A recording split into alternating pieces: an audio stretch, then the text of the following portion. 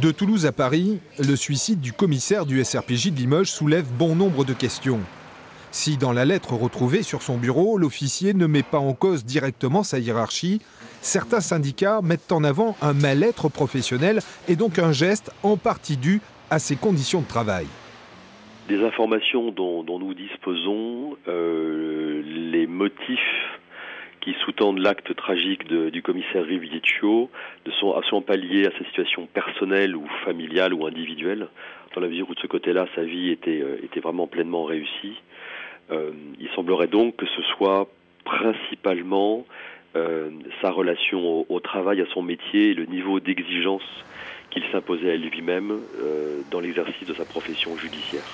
Depuis le début de l'année, près de 35 fonctionnaires de police ont mis fin à leur jour, dont 2 le week-end dernier.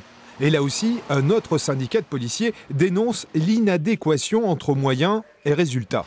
La culture du chiffre a en théorie, comme l'a dit Manuel Valls, disparu.